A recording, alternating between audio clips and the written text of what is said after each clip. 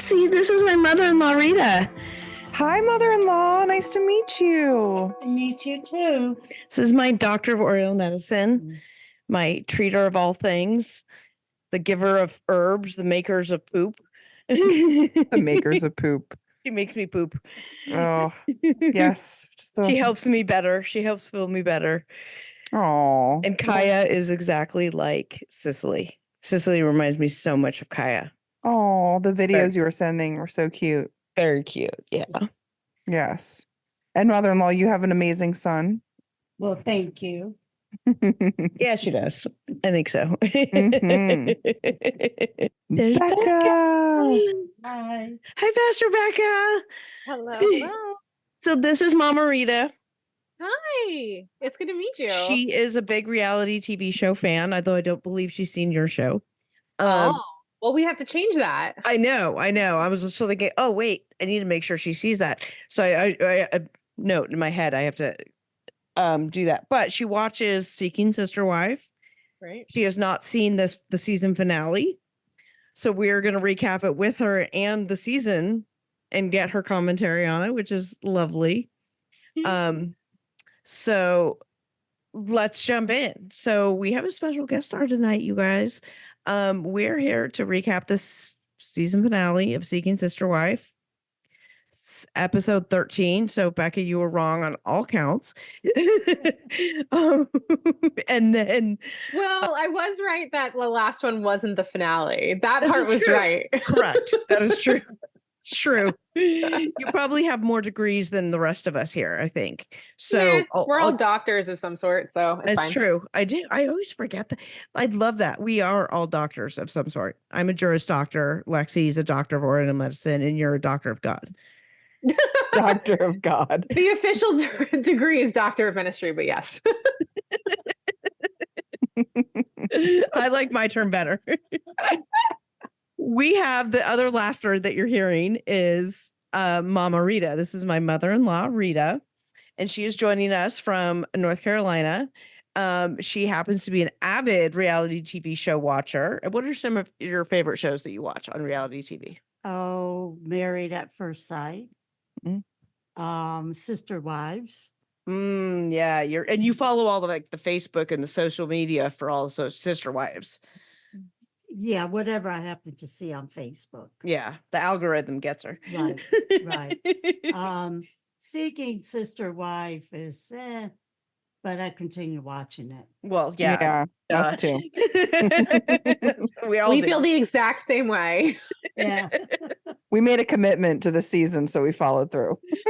That's right. So tonight we're going to talk about Seeking Sister Wife, right? So it's the season finale. We're going to talk about the episode and we're going to talk about the season. Just a little bit of background with Mama Rita is that she has watched the entire season, but has not watched the final episode. So some of this will be news to her. She won't have known, but then, we're going to get her commentary because y'all, Rita you were born and raised in Palermo, Sicily. You moved to the States when you were how old? 9. 9 years old, moved to Buffalo, New York. Ooh, that's our Buffalo connection. She's up there near there. And she's been all over New York. So, and then you eventually got married and you moved down to North Carolina. Right. And where you proceeded to have a couple of kids, one of whom I eventually married. Exactly. Okay. That's how we get here. Right. So this is Mama Rita, and she is a delight. The other thing that is so fun is that I introduced her to Below Deck. It was not in her repertoire of watching. And so I started her with the first season of Down Under. It's Captain Jason Hottie Hot Pants, which I have it on really good authority, by the way. He is coming back and we'll be wearing budgie smugglers at some point. You don't know. Budgie smugglers. I was going to say, we'll have to chat because I actually started watching Below Deck thanks to you all. And I already watched season 2. The Isn't one it I sent you great? to. That was the one I was going to go to next with Mama Rita because I Yeah. didn't want to spring Captain Lee and Ben and Kate on her like right away. That's like a lot for her. Yeah, So I wanted get to that. ease her in with like Captain Hottie Pants. So Yes. So I actually just started season 3 of Okay. the She's original. addicted. And You now I'm watched the like, whole it's season so of the- funny because it's like, I'm like, oh, this is actually really good. And then like Will will walk in, my husband, and be like, oh, what happened with like when she made the penis on the bed? Yes, the penis on the bed. That Yes. was great. Yes, And- that's exactly how my husband ended up watching it too. Now we speak in Below Deck all the time. Okay, so Becca, having seen, we're going to ask this of Mama Rita as well, but Becca, now that you've gotten the entire season behind you, which is impressive in a week. I used it as like my break time. So like I'd watch like Yes. 20 minutes of it, like in between sessions. Below Deck or You o'clock. don't whatever. have to explain, Becca. It's just amazing. You don't. It's I just mean, I amazing. binged like all 10 seasons in like 4 days. I know, Okay. right? Like, I won't be doing that, but I did finish one season. And so we sent you to season weeks. 2 of the regular like Caribbean season. So it was Captain Lee and Kate and Ben. And which boat were they on? I forget the name of it. Well, the Ohana was that season, and now Okay. we're on Eros. Right. Okay. season Oh, 3. Arrows. That's with Mhm. Rocky. Yes. Oh God. Such a treat on that season. She is a character, that is for What sure. did you think about the show overall and the season and the individual things, like big picture, like down to the smaller? Okay. So the concept is amazing because it's like upstairs, downstairs, right? Like Yes. Mhm. it's like the yacht version of Downton Abbey. Yes, and you're a Downton Abbey fan too, as well. Right. So you get that. Mhm. And like what's interesting to me is like some people come on these boats, not everybody, because a lot of them have yachting experience, but the ones that have less so come on these boats and like just expect to like party the whole time, or I don't know what they think is happening. Oh, Like, the workers, the crew. yeah. And I'm Yeah. just like, and I'm just like, yo, this is a lot of work. Like, so I've been on cruises. Obviously, that's a bigger ship, but like those people are working all the time. Like, Yeah. you have to keep boats in check because they fall apart and like things break down and like things get gross because you're on water. Right. And like, it's just weird to me to watch some of the people and be like, oh, I have to work. Oh, life is so hard. Yes. Just like, what did you think was going to happen? There's always Anyway. like a random deckhand that has that feeling, right? Right. That just wants to like, I just want to drink and party and get some ass, right? Like, I think that's all they want to do, right? They're always hungover. Don't want to work. It's Yeah. always one. There's always Yeah. one. Yeah. So like that's surprising to me because I'm like, if you know anything about boating at all, like Yes. it's just a lot of work. Can I interject on a note on that? I read on the Reddit because I've been deep into the Reddits lately. Well, I was there for like my MS stuff, and then I Mhm. migrated back over to the reality show forums, and now so I'm deep in, and like that's where I got like the behind the scenes, like the pictures of filming the new season. So anyway, so over on the Reddit, I saw, and I did not do any further independent investigation to verify this information. I feel like it would be very easy to verify. So it's just a matter of I got lazy and didn't do it. They said that the below deck crew operates on a more skeleton crew for the drama of the show than a interesting. regular So one. there's usually more people. Okay. That makes sense, actually. Does that make sense? So Yeah. like there's a normal yacht of that size would have more people working. Now, I feel like that information is really easy to find. It's like right there at the surface. I just didn't go into it because, brain. So that's just an interesting point. That they do work extra hard. Actually, they work harder than I think Than they would normally. They would Got it. normally if it wasn't the below deck filming. I have some other tidbits from Reddit that may or may not be true as well that I'll point out when appropriate. Okay, what else? I will say that it's just watching like working dynamics is not a typical thing you see on reality TV. Like usually when people are whisked away to somewhere, whether it be an island or say Costa Rica. Costa Rica, an island too. which is not an island, by the way, friends. Right, it's not. Costa Rica, not an island. Not an island.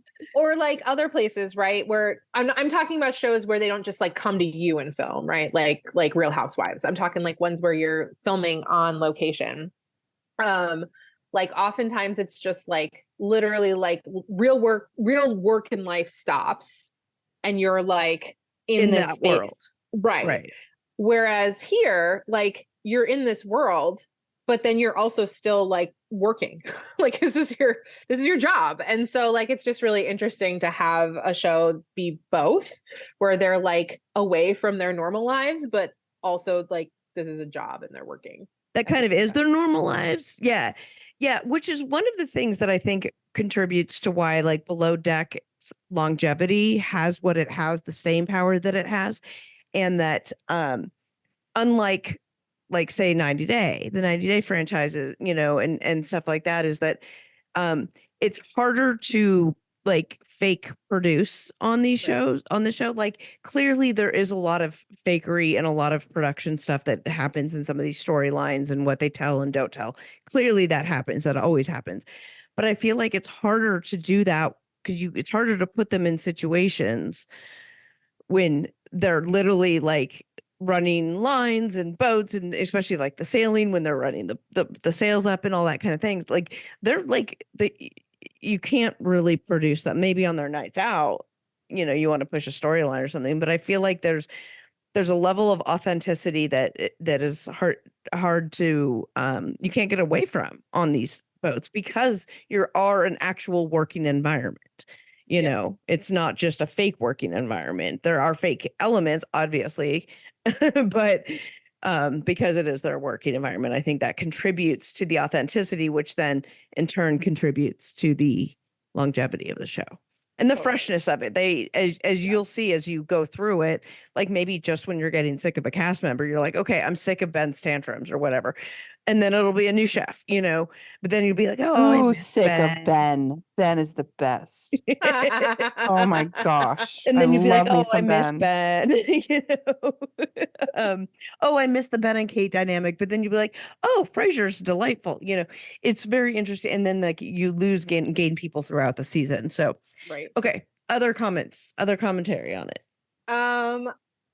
I find the like romantic love interest stories my least favorite part of the show. Okay. Because they like obviously like you're stuck on a boat with a bunch of people. Like obviously there's not a lot of options. So clearly people are gonna get together and hook up. And so like for me, I'm just like, I don't know, like that just doesn't interest me as much on this show for some reason. I'm fine with it on other shows, but for some reason I'm more interested in like the actual running of the yacht and like watching them try to like figure out the dynamics of working together when they've never worked together before or only have worked together like once. And like, or they have history previously, like when Amy and Kate came back and they were like, and then they had Rocky and they were like, well, we can bond over this. Well, what about now? I'm going to drill down some of the details. Speaking of the history, I just happened to watch an episode where it was that season, and it was the episode where Adrian came back as a guest. Oh yeah. Now you didn't watch season 1. I didn't watch season 1. No, you didn't see all that, which is like, it's fine. You don't need to watch it. It's fine. You got everything you needed to know about Adrian from what they showed on the episode. Yeah, literally no one liked her. I was like, wow, she must have been terrible to work for if everyone's like, ugh. Yeah.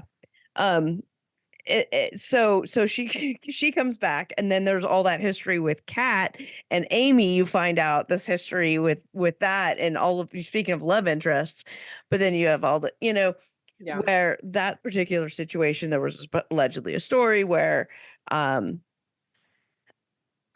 Amy either was dating the guy or was interested in the guy. We don't know. She just liked him. They never just liked him. Okay. Yeah. And then she got her wisdom teeth out. And I don't know why that's such a big part of the story, but I guess she was incapacitated. While she was incapacitated with her wisdom teeth, Kat goes and gives a sexual favor to that guy.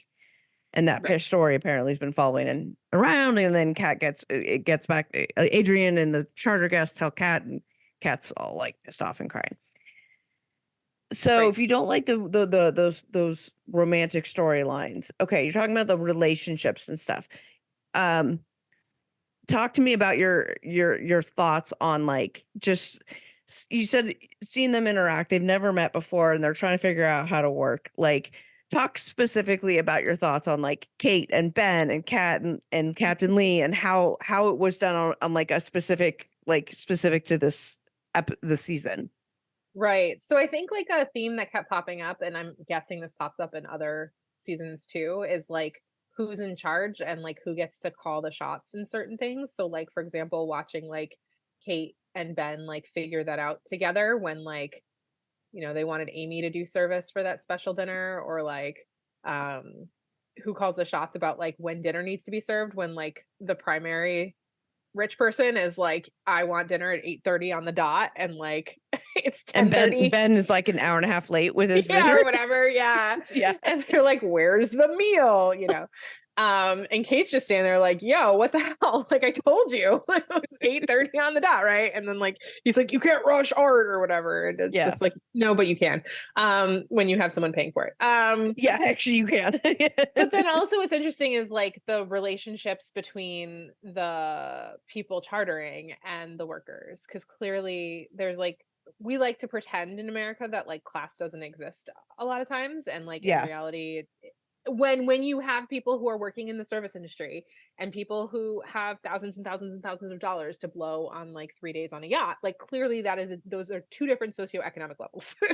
And Right. so like watching that has been interesting too, because there's like multiple times where like some of the guests like aren't acting in a way that's helpful, or like doing things that are not great, and like watching especially the stews like try to deal with that while being gracious has been Oh, kind of yes. fascinating for me to watch. So Yes.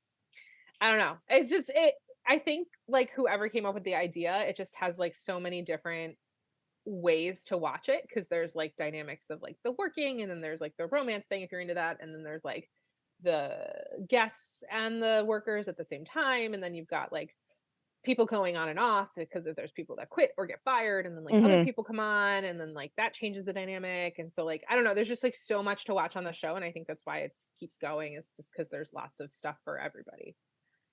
Yeah. Okay, Mama Rita, Yes. you have seen probably about half of the first season of Below Deck Down Under with Captain Jason Hottie Pants and Mhm. Aisha as the chief stew, and that chef, I forgot his name, is Matt is his name? I can't even remember. Is it the one who gets? Oh, I don't want to ruin anything. She's so halfway through. Yeah, he Is he got the douche? yeah, total douche. Okay. New York or New Jersey guy? Yeah, he's so angry. Yeah, he's the guy, New Jersey guy. Okay, what are your Mhm. thoughts? Well, first of all, I would get rid of him really quick. You know, people are paying all this money to have a nice dinner, and I'm going to give him what I want. And yeah, he's just, What do you think about Captain Jason? oh, he's so nice looking guy. He is so He hot. hasn't even seen any of the Budgie Smuggler episodes. Which, Rebecca, are Speedos.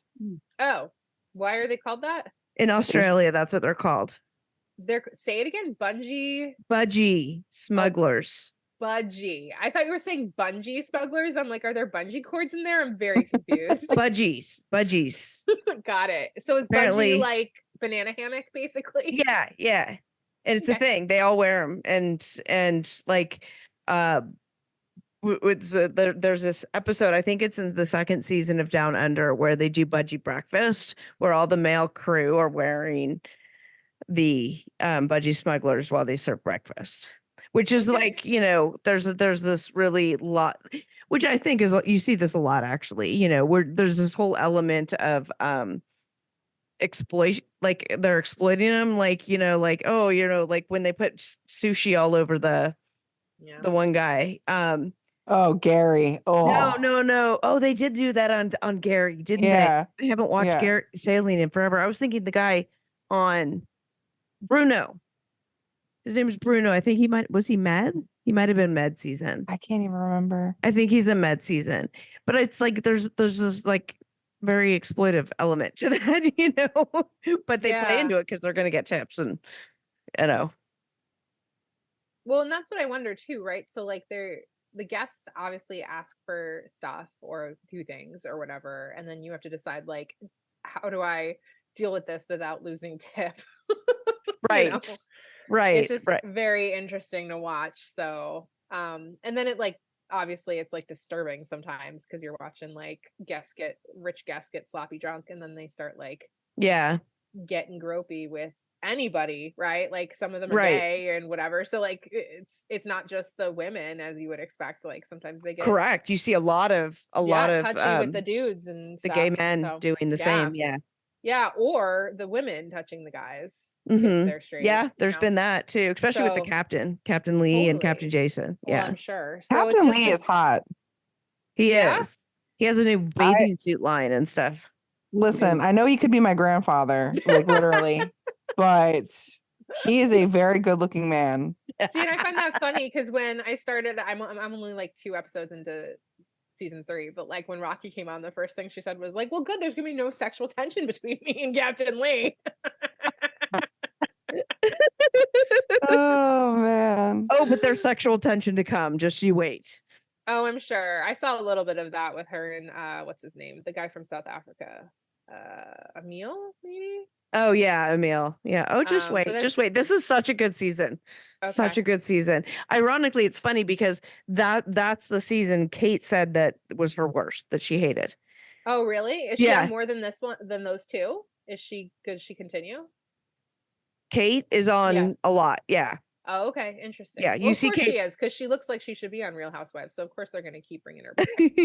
and you'll see as it goes on, she's just entertaining to watch. Her and Captain Lee and her dynamic with Ben and everything else. So you're right in the good stuff of it. But she said that like as far as her stew crew went, like that was the worst season. That doesn't surprise me at all, actually. Okay. So Mama Rita, are you looking forward to continuing your below deck journey? Okay. Okay. So we have a new fan. We have a new fan. Okay. And Becca, clearly you're continuing on. So Well, you we did tell me to watch season 2 and 3 of the original. So like that yes. I'm following orders. Yes. But I can't see not continuing. Like I Yeah. just I loved it way more than I thought I would, because it's just never been a show that I've been interested in. Like I've seen Yeah. promos for it and stuff, and I'm like, that looks not great. Yeah. But they always show like the trashy part in the promos. They don't show like the interesting working dynamics and like that sort Mhm. of stuff. So like that's the stuff that interests me. Yeah. So that's what I watch it for versus like some of the other stuff where, they have the crew has a day off and like goes on the beach. Yeah. I'm not as parties, interested. Yeah. Right. Yeah. Like that's not interesting to me. But like the rest of it where they're trying to figure out how to work together and like Yeah. give these rich people anything they want. Yeah. Well, know? trying to figure, and then I always have to remember, like, because I'm looking at him, I'm going, that's not conflict resolution. Like, what are you doing? Da, da, da. I'm like yelling. And then I remember that these people are like 20s and 30s. They're young. They don't have a ton of professional experience. So like, they don't know what professional conflict resolution necessarily looks like. I'm going to be 50 this year. So clearly I've had quite a bit more experience in that area. So like the way they manage things and manage those work relationships drives me crazy sometimes. But then I'm like, okay, Katrina, you just step back, enjoy it for what it is. Remember, these people are young and, whatever. So Yeah. that's what I do. What's interesting too is they're not super young, right? Like they're Right. like most of them are in their late 20s into Mhm. early to mid 30s. So they're Yeah. not like insanely young. So they've Correct. had some life experience, but like they might not have had experience where you're all shoved on a boat together and have to work together for 6 Right. months, right? Like Manage those kinds of those are things. two very different things. Yeah. Yeah. Especially when you live where you work. Having lived this myself, when you have issues with people and you live where you work, it can get messier much more quickly than if like you can just like go home and not talk to anybody in between. Right. Right. Yeah. I Yep. mean, and they're all working. And you've got people with varying work ethics. Some have better than others, and then some there's just viewpoint. Like the one we're watching right now, where Matt is sitting, or whatever his name is sitting there going, he just is spewing about how much he hates Aisha and she's a terrible stew and all this stuff. like his viewpoint, you're like, where does that come from? Like, where did you hit your head did you stick your head in the deep fryer? Like, what happened? Where are you getting this? Like the such opposing viewpoints and their outlooks on people. And then like who I always think it's fascinating to see how the crew, like when they have to form sides, when there's like a clear division and it's like us against them. Well, you're the stew that everybody hates because you're a terrible stew, and they don't realize how terrible they are. They just think, oh, they're hating me because they're jealous or whatever, because I'm a Right. former or whatever. You know what I mean? Totally. Totally. So those are always interesting. Okay. So Below Deck. So we're all on board. We've got a new season coming up. We're on board. Oh my god. It does make me want to go on a cruise. We haven't been able to go on a cruise because our child is a little young still. Yeah. Because that was our like desired family vacations. We would go on like one cruise a year. That would be Aw. like our big family vacation. And so like watching them be on ships and like do stuff, I'm like, oh, I miss the cruising. We could always rent a yacht. We try to calculate, remember? We try to crunch the numbers. Yeah. We just need 40 people to go. Okay. I don't think they'll let us do that. Oh, okay. So here's the other thing I read on the Reddit. Absolutely unconfirmed. But I feel like it would be easy also to confirm or not. Is somebody said that the people like below deck yachties are looked on poorly in the industry. That there's like a divide. Now, I don't know that this is true. This is the first time I've ever read this. It was in the Reddits. Reddit is a questionable place. We know this, right? It's a questionable cesspool with some good gems sometimes. So I don't know that that's actually true, but they're saying that like, why would people do this? It was actually in a thread talking about Barbie of all people, which she was on this most recent season. And she was just a spoiled like little daddy's girl who thought she was the best in the world, and just because she could buy herself Cartier and drives a Lamborghini or something. And so it got to be where like, why would anybody want to come on the show unless you're trying to like advance your brand or who you are, become popular or whatever? And it's like, well, these people are all legitimate, like for the most part, at least it seems, legitimate, like they're going to work on these boats, right? But somebody said it was like, oh, almost to the point, like they're looked on so badly that almost to the point that they won't hire somebody if they've done a below deck. Now, that seems really kind of extreme and inflammatory. So I don't necessarily trust that statement, although I would be interested to see what the like empirical data was on it, But yachting feels like from watching this, it's one of those things people go in and out and dip in and out. And some people are in it for long haul. So like, how would you get any empirical data on that anyway? But that was one of the things I read. So I don't know. Also that like people, the charter guests themselves, because you only have to, because apparently you pay 50% of it. Mhm. So it's like, oh, well, you're not really rich, and it's always these like posers with new money, so this was like the thread the Reddit was going, right? So you have to take it for what it's worth, right?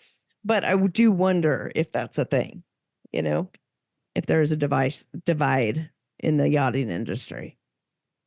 Anyway. I think there's a divide in anything, like any reality show. Like, I know some of my friends that are in like the medical field won't watch medical reality shows because they're like, the same reason, or just they're criticizing, yeah. critiquing, and just Yeah. So I don't know, but I mean, I think like a lot of the people that went on Below Deck made a lot of money off of promoting their companies. Because how many charter guests did we see wear the shirts of their logo or just Right. talk about their companies? I'm like, okay, that was smart. That was actually really good advertising. Yeah, because Yeah. as soon as you get on that, everybody's Googling FX Capital. What is it? Right. What was the one, the guy that was trading, that annoying, awful man? Oh my gosh, I just watched that. Did you? Oh God, it was Oh, terrible. it was so bad. And The like he had penny his trader? students, and his students were just like taking everything he said as gospel, and it was so crazy. Yeah, that was terrible. Yeah. Yeah. It's He really was the interesting. one that like took the tip and was like, there were some issues, and like ripped it and like ripped one of the like cash piles in half and was Yeah. I like, don't and think- pocketed it and was like, you only Oh, get yeah. half of this. Yeah, such a dick. And apparently the minimum tip requirement is 15 grand. So some of these people, when they pay 15 grand, it's like they're paying the bare minimum to go on these things. After like, getting 50% off of their charter. right. Right. Totally. I want right. to curse, but Mama Rita's here, so I'm gonna keep it classy. She's a good little she's our good little Italian Catholic over here. See, meanwhile, I was going to say, you're from Sicily. It's not like you haven't heard any of this before. I'm part Sicilian too. I am. Okay. Yes, but she also is a very devout Catholic, so she, I understand. you would understand. Pastor Becca gets it. I do get that. Pastor Becca understands. Also, as a pastor and former Catholic, I get it. Oh, speaking of that, one of my not that, but one of my patients today was like, "What's the name of your podcast again?" So if you're listening, I can't obviously say her name, but she's like, "Can you type it in?" I'm like, "Are you sure? Are you sure?" Hi, Are you sure? Hi, anonymous patient. And I was like, "Are you gonna come back after this?" I hope you're Oh, no, I love it. listening. No, I'm a right? patient too. I hope you found it. Oh man. And okay, so that's all below deck. We have a new season starting next week. We are going to be covering it. My friend Ashley is going to be covering it with me. But we three need to figure out what order we're going to do.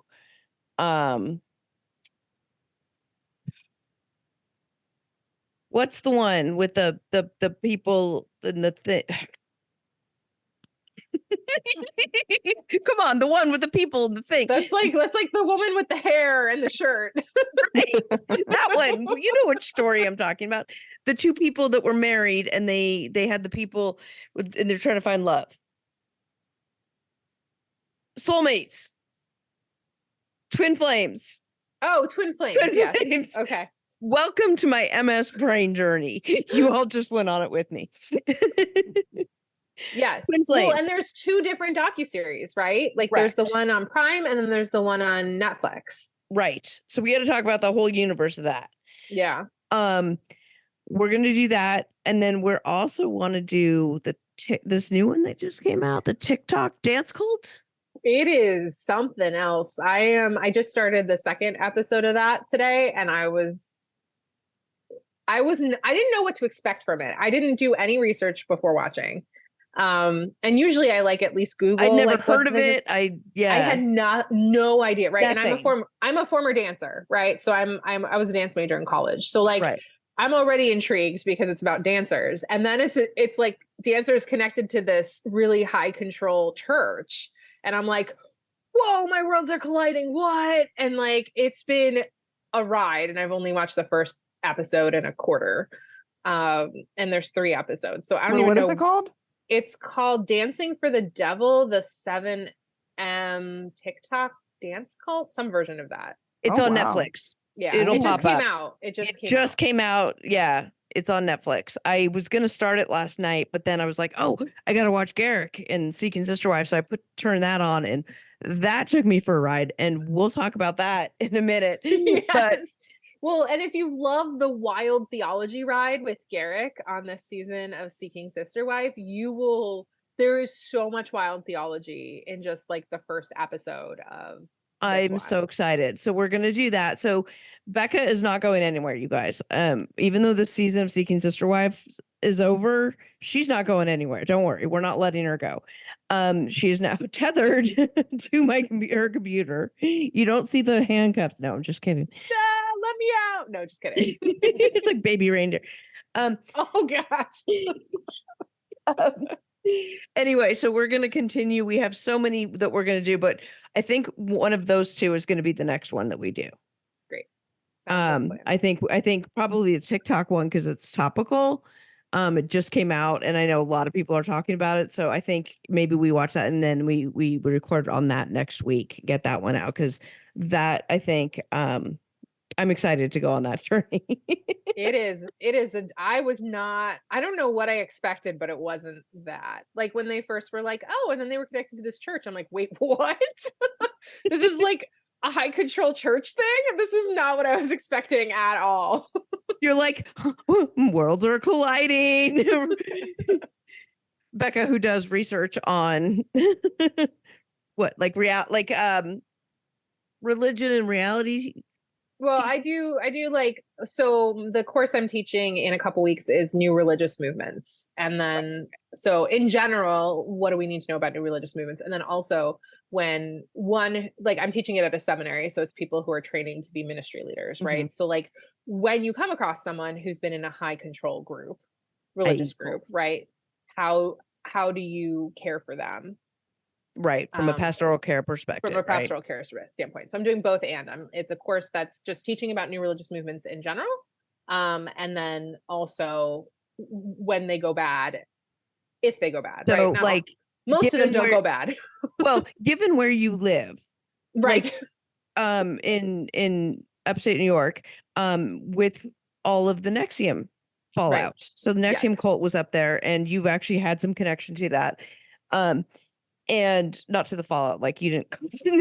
No, I was not part of that. But like my husband actually met Keith Raniere. I probably shouldn't talk about that, but he anyway, So it was it's all close up there. So yeah. I would imagine people who are exiting Nexium or lost and are like, what is happening? He's in jail. Who do I believe? What is happening? I love God. What is happening? They walk into your church. Right. Is very likely to happen given where you work. So, I mean, that just seems like a really awesome, sort of really good pointed way of helping. I don't know much about the reconstruction process and deconstruction and stuff after coming out of a high control group. I know enough to know that there's a lot there, that there's a lot. And I imagine having that, like having something like that right there, that's like so highly specialized. I think that that's really cool as part of that process, as part of that deconstruction, reconstruction process. What do I believe? I know I believe in God. I know I love God, but I don't know which God anymore or whatever, Totally. I want to take your class, Becca. How do I get into said the this same class? thing, and she actually sent me the thing saying I sent her the syllabus. If you want me to send you the syllabus, Can you I please can. send me the syllabus? And yeah, you can maybe- also audit. It's only like a couple $100 to audit the course, and you don't have to do any of the schoolwork. That's awesome. Now, if only I had the time. I know. It's 1 week. If you just take off 1 week, you can blow out the whole week and go to the class. Sure. But I can just send you the syllabus, and then you can read the books on your own. No, that's really cool. I'm very interested. Yeah. Seriously, super interested. It's right. I think that I think it's fascinating. I feel like, Lexi, you would run across this somewhat in your work as well. It's possible. I feel like I learned a little bit about it in my undergrad. One of my undergrad degrees is psychology. One of her And- undergrad degrees. A really smart group of women right here. All the degrees right here. Yeah. I have really awesome friends. But it's been a while, so there's that. Yeah. I Well, just I feel would like love if you do read some of it. I want to hear your take as someone who's studied psychology, because that's not. I've never studied psychology. I study like the spiritual aspect side of things. So obviously, like psychology and sociology come into play in some fashion, but like I've never like officially studied those things. So I don't know. I think it would be interesting for you to read some of it. Totally. Really, really cool. Anyway, we've digressed quite a bit. So Seeking Sister Wife. Let's go to Seeking Sister Wife. Let us take a quick break and we will be right back. And I swear we'll get into Seeking Sister Wife. All right. And we're back. Okay. So we're going to talk about Seeking Sister Wife. Do you guys want to talk about the final episode first and then sort of like talk about the whole season a little bit? Okay. Let's go to the final episode. All right. Season 5, episode 13, Seeking Our Forever. Previously, we see Justin asking Yari about where she stands in the relationship, and Yari saying she wants her husband just to be for her alone. Miriam comes to visit the Merrifields from Michigan, and they have a discussion about converting religions. And Jasmine spends the night with the Davis family for the, quote, first time, which we know is not the first time. Right. Yeah. Mama Rita doesn't know this. Oh, we'll have to fill you in. Yes, we're gonna fill her in on all she doesn't know. I was gonna save it all for the show. All right. No, she doesn't know about the past history of the Davises.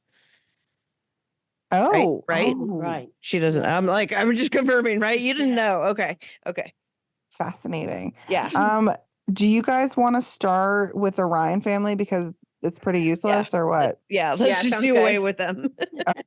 Let's just do away with them. That Just sounds, do away with them, just sounds like like you're Stephanie going to did. travel to Texas and do them in. I I was like, mean, just I'm not threatening anybody, but like I hate them. I hate everything about them. I hate everything they stand for.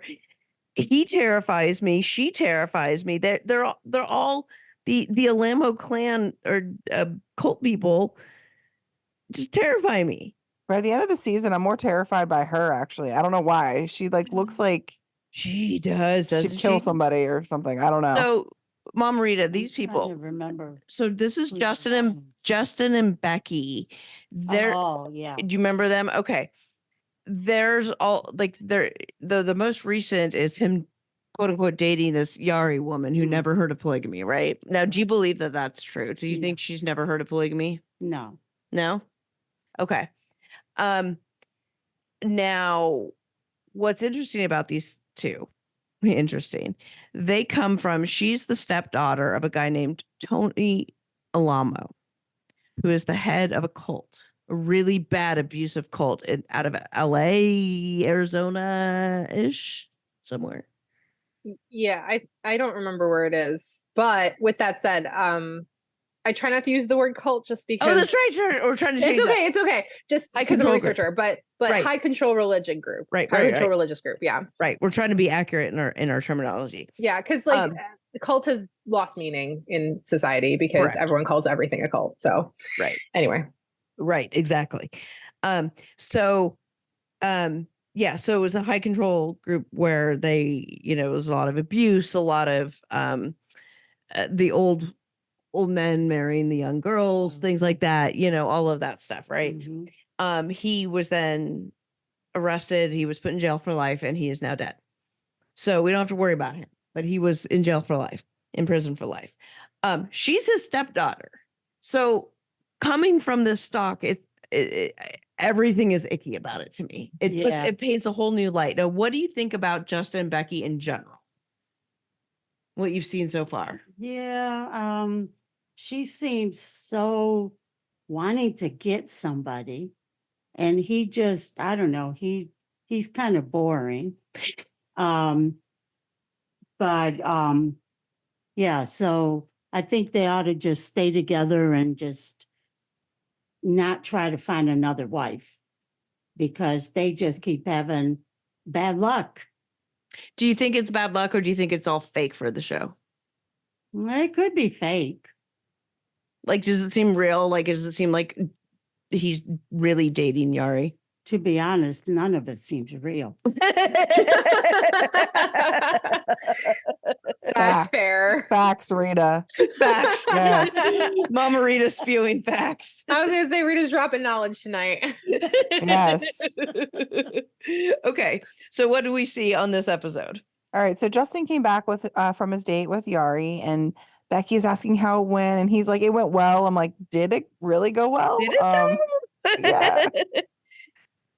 And Justin says he's cool with taking it slow, but I'm like, is it? Because the last episode you were going off about how you needed to find someone now, and you needed to It didn't need to whatever get even be married now. Yari. It just needed to be somebody.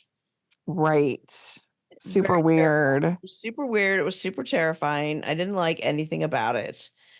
But also it's like, okay, so if you want us to believe that this really happened as it was, she said she wants her husband only for her. That cannot be more clear. He comes home, he tells Becky she said she wants her husband only for her, but maybe, I don't know. And he kind of like hems and haws as if what she said was ambiguous, which it wasn't. And then Becky was like, well, did she say this? It's like she's mincing the words as if a misplaced the or some comma out of place or something is going to change the meaning that she actually wants to be in a relationship with you guys. She wants nothing to do with you guys. And like, clearly, if you want us to believe this is real and not just a fake setup. Well, then Becky's going on and on about, well, maybe she's trying to get rid of me. Maybe she's going to date me and then get rid of me. And she's not breaking us up because I'm not going anywhere. And I'm glad she's that secure in her marriage. But then I was like, is she really that secure in her She's marriage? Or not, is she just though. like saying it to say it? Because I wonder, and Becca, I would love to know your thoughts on this. I wonder if her like desire, her absolute need, like Mama Rita said, like she so like wants somebody, right? Um, does that come from some of her religious indoctrination in which it's like she feels responsible, like she has to get her husband another wife because that's what he wants, and she has to please him at all costs, and otherwise she doesn't please God? Potentially. I would normally say that's the case because we're watching that in real time with Danielle Merrifield, but which we can talk more about because like Natalia said the like quiet stuff out loud. So we'll talk more about that later. Well, we're gonna go into them. But not to switch between family units, Yes. but it's been like 25 years. So like I'm a little confused because they've been living monogamously for 25 Right. years. She came from this high control religious group where like polygamy was expected and the norm. Right. But they haven't been living that way. And so like they've never really established why now. Like they were Yeah. just kind of like, oh yeah, like we grew up around it, it was fine, blah blah blah. But like they've never established why they decided randomly to just start trying to live a polygamous. I get. Oh, go ahead. No, go ahead. My guess is Justin was having a midlife crisis. And like some people in marriages that cheat or do whatever, they buy new sports cars. He just decided that he wanted a new wife. And it came up later on. I just can't see them going 20 some years without having anyone else. And then all of a sudden, now he's 50 something and Let's get Wants a another new woman in wife. here. Yeah, I mean, my thought was that it had to do with baby making and that perhaps Becky could no longer serve in that function for him anymore. Because 6 isn't for- enough, right? Right, and she may have aged out for him, you know what I mean? Like, But they're dating Yari. Yari is not young. that's She's like true. That's their true. They age. haven't talked about children as being like a primary Yeah. motivator here. Like they So haven't you're talked right. about that at all with her. So I don't know. I don't think know. it's boredom. Maybe. Yeah, I just know that he terrifies me. Yeah, He I don't. really terrifies me. The look in his eyes, the way he talks, the way he says things, so terrifying to me. All right, what family do you want to cover next? Davis's or Merrifields? Davis's. I feel like we have to finish with the Merrifields because there's just Yeah. so much there. That's true. Okay, well, I was laughing at your post, Katrina, about the raccoon, the trash panda. The trash panda. They're like, meanwhile, in Aurora, and they show the Davis family. They're like, meanwhile, with the Davis family, and they show this video of the trash panda literally in the trash. And I'm like, that is epic trolling 101 right there. I was like, that raccoon's eating good. All those Olive Garden leftovers. Apparently, they're not Olive Garden. What are they? Did people So figure it someone out? was like, I'm an expert at Olive Garden cheap breadsticks, and those are not. Those are too small to be or too big to be or something. Okay. Let me just address my Olive Garden comments because I made a post. So in this scene, or one of the scenes with the Davises, we see them get takeout Italian.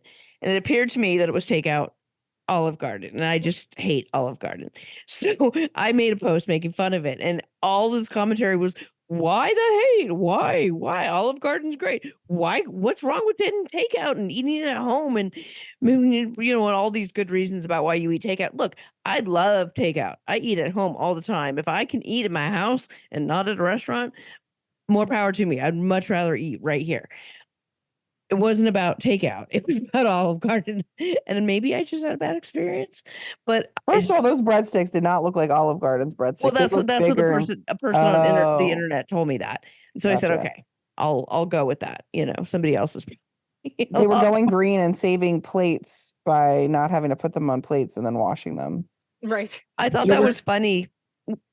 That they Well, had a I whole mean, conversation about that. about none of us, all of us are fine not eating out of plates. We can just eat out of the takeout, which is so funny because I'm that way. Like I'm totally fine eating. I will eat the takeout, whereas my husband will, oh, like when he gets Chinese food, will always like scoop some rice into a bowl and scoop some, sesame chicken into the bowl, and then and he does it all like, and then meals for him, or he makes it a whole thing, and I'm just like whatever. But but he's the kind of guy who likes to put it on a plate, so he's the Nick in that situation, which is just horrifying. So before we get into the scene, Yes. do we want to talk about what came out online Yes. about? Because I think that's going to frame everything as we talk Yes. about it. So this came out right after we recorded our last episode. So it wasn't included in our last episode. Right after we recorded some picture, this you don't know yet. Some pictures surfaced over this past week from 2021. So a couple of years ago, where it's all of them, including Jasmine. And it's from a polyamory, like Facebook group. And so they're polyamorous, and they're talking about, like, the pictures are like, oh, we're dating, I'm out with my husband and our girlfriend, whatever. And it's Jasmine. It's 2021. So clearly what we're seeing on the show is not real. They're clearly already in a well-established polyamory group, which is different than polygamy, right? We've talked about this. And they're play acting like we're going to have her join the family for this. Like, what do you think? Well, okay. So I went deep into the Reddit hole about this. That sounds dirty. It wasn't supposed to be. I went down well about that during the Reddit rabbit hole. And like what I came to the conclusion on as people were talking about it and stuff is that like she actually wasn't with them at this point, and they just recreated meeting her and dating her because she was an ex-girlfriend that like Nick had dated before as a potential wife. Okay. So yeah, they are just recreating it though. Right. Okay. Interesting. Because, and the reason I say that is like then they decided not to bring her into the family. So if she was already part of the family, like they would have obviously continued dating her. I put that in quotes because whatever. And then that would have continued, but that wasn't. And also one of the things that someone brought up on Reddit, which they actually showed again on this episode, was the flashback of when April says to her, "We have a big bed now." Right. And like, obviously, if you as say opposed now, to right, as opposed to previously. previously when you knew us before. So that's why I'm thinking between those two things that like, obviously their plot was stalling and producers were like, is there anyone you've dated previously that we could just bring back? And so they were like, oh yeah, we dated Jasmine a couple of years ago, and like I Danielle know knows this her. crazy girl that none of us really like. That would be up for it and play Right. acting all of it. Okay. Totally. That all makes a lot of sense. That is my theory after like reading all the Reddit stuff. Well, not all of it, but like a good chunk of it, and like looking at the pictures and the timeline and stuff. Enough to know. Yeah. And they obviously like they started filming around the time they met Danielle. I think they met Danielle before that. So like obviously they recreated some of the stuff with Danielle as well, but it wasn't quite the same because they were like at least in the same timeline, in the same time wise. Right. Versus Jasmine, where like they were dating her before and then like it didn't work out. They decided not to marry her or whatever. And so now they're just doing it again, but in 2024. Which also explains why Danielle is so like hesitant about it, because they dated her previously and it didn't work out. So like bringing her back in, like, I don't think that's fake. Like, I think Danielle is actually quite pissed off. Like they brought Jasmine back. Because she's like, no, bitch, this is your ex-girlfriend and you're sleeping next to her? Yeah. On the other side of me? Totally. So like all of that makes so much sense to me now. Well, also Jasmine's just excuse my language, she's kind of a bitch. Like she makes these little snide ass comments where I'm like, I would not like her too. Okay. Mama Rita. Yes. Having heard all this, what do you think about the Davis family? That's Nick, who we call Galileo because he just sits around and thinks and he talks about the planets. And then all of the women. I don't know. To be honest, I fast forward through a lot of that. Because yeah, I really do kind of Okay. fast forward through. Do you have any opinion I on think Nick? he's kind of creepy. Okay. Yeah.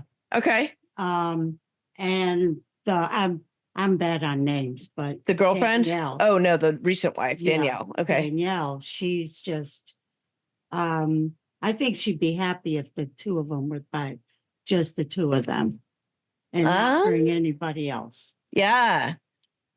I agree with that. I was gonna say Lexi's been kind of pushing that theory for a while that she just doesn't want. Yeah. She's jealous. She doesn't want anybody else I don't think she wants anyone else, but taking up her like spot on the bed. yeah. And I Or think she that's gets kind of creepy. The big Yeah. bed. So this episode, they all sleep in it together.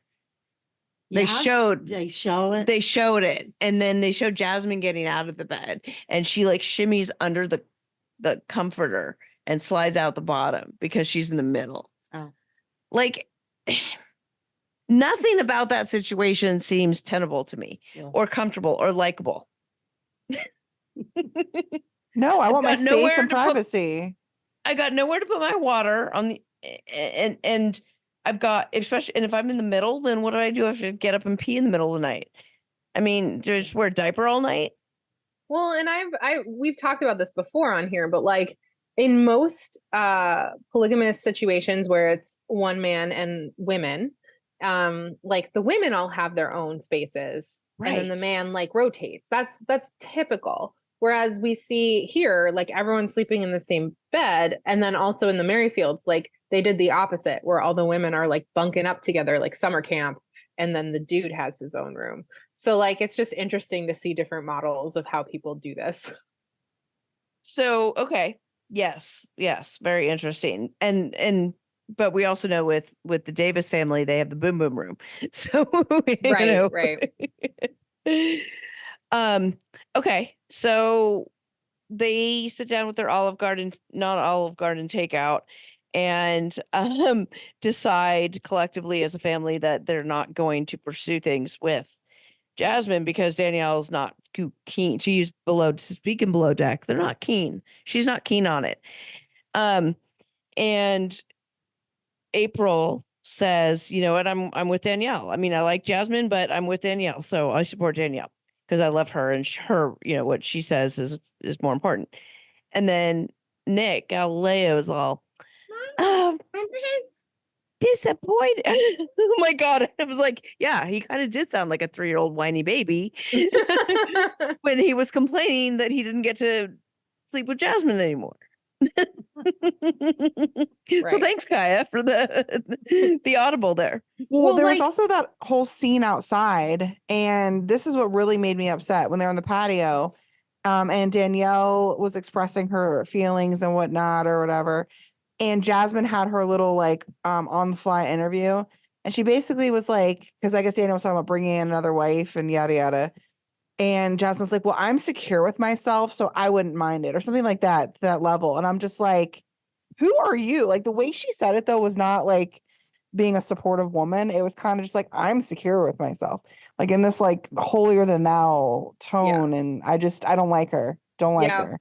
So Will actually walked in during that part, and he was like, she literally just threw a bunch of shade at Danielle. Right. And these like are the little comments, these little passive aggressive comments that I'm like, yeah, like she just comes off like she's better than them or whatever. Ain't no way Nick could put up with that because he has to be the smartest in the house, remember? Since he's the one that researches all day and sits around. And I also think that she probably thought it was a done deal that they would be together because she dated them previously and she was a known entity. And so she probably went in pretty confident. You think that'd be my guess, that she just like thought that like, oh, well, of course, if this is happening again, like I'm going to be in this family, like this is going to happen. I don't even have to like go through the motions. Do you think she wasn't in on the, like, like when you were saying that, oh, they're recreating this, like, I thought it was like with the idea that it wasn't going to work out and they were just going to pretend like they were trying, like she knew she wasn't going to join the family because she'd already broken up with them. I don't know. I think they were So- recreating meeting for sure. But Okay. like, I think the actual like trying to figure out if she's in the family was real. And the only reason I say that is because Danielle was like so obviously upset about the fact that they were dating. So Well, and then when they're on the patio too, Danielle was like opening up to Jasmine and sharing her concerns and whatnot. And then she was like, I don't think Jasmine was listening to me at all. Like she wasn't listening, she wasn't paying attention or whatever. and there was no So- care. Like Danielle opened up to her and was like, I actually moved out at one point. Like, and Jasmine's response is like, oh, I didn't know that. And that was it. Like there was no actual like Interesting. care for See, her. I trust your guys' brain take on this better than my own. So I'm going to go with it. There we go. Um, interesting. That just gives me a new spin on it. That'd be that's the only reason why is because Danielle's like was obviously authentically upset that they were dating her. And so like it seems real to me that they were actually trying to date her, but they did recreate like meeting her and like all Okay, that stuff, okay. obviously. Yeah. I like that. Yeah, I'm in for that. I can go for that. So they decided not to take. Well, you've been fast forwarding, so you wouldn't know. Yeah. Yeah. Okay. Yeah. So they decide not to invite, like continue to date her and invite her Right. into the family, basically. But they said they'll continue looking.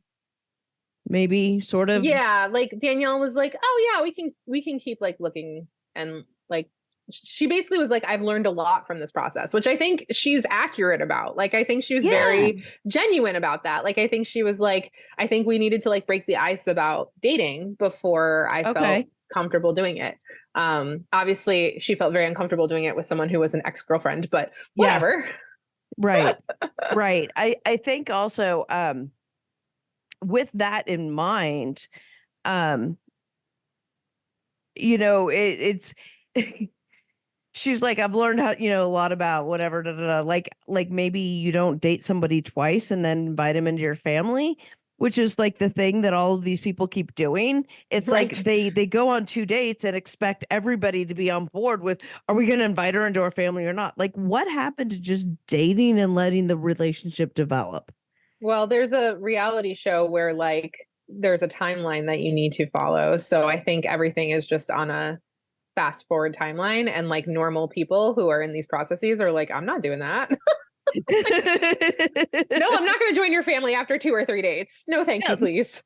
And then they got mad when she didn't want to join the family. Oh. Right. Yeah, that whole thing was awful. Anyway. Okay. All right. So that's the Davises. Was there anything else we want to mention about the Oh, so at the end, the title card was basically just like, you know, they're like living their lives and they're doing well, and they met somebody, and Danielle's cautiously optimistic, I think is how they put it. Oh yeah. That like this person could potentially join the family at some point, and that's all they said. Okay. All right. Okay. I'm down with it. Okay. So after the Davises, we're gonna go to the Terrifieds, the Terribles. Yes, and with garlic.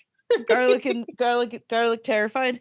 Okay. That's all I keep thinking about for them because of the autocorrect for Lexi. Lexi is our note taker for all these shows, and she did her notes on a different device one night, and it auto-corrected Garrick to garlic and Merrifield to terribles or terrified.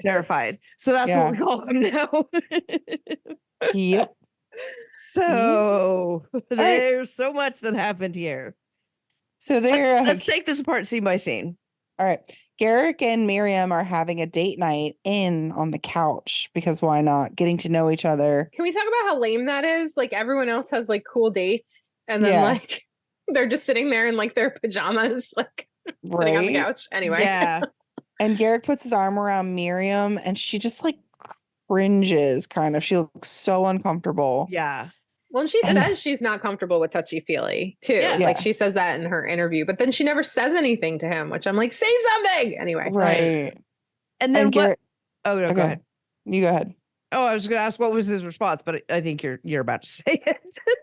Yeah, so Garrick said she's a gorgeous, curvy, full-figured woman, and she knows how to doll up. Some women don't know how to do that. Oh She my gosh. I was like, pause, rewind, type, pause, type. What? Do you want to repeat that?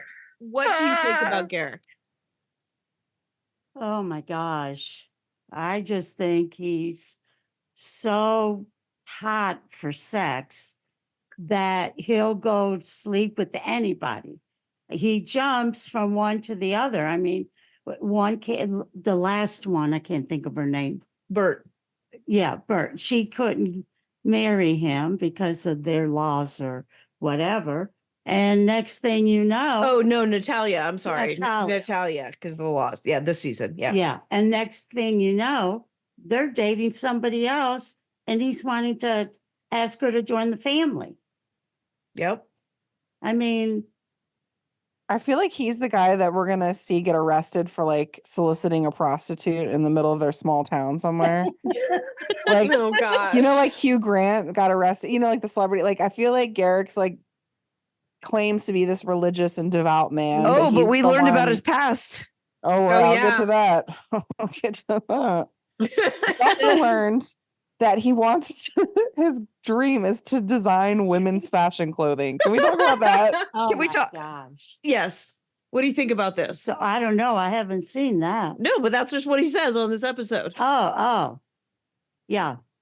Just weird. I think he just wants to. I think he wants to just get models naked and like put clothes on them. Yeah. That's Yeah. my. That's that my. sure. sounds like him.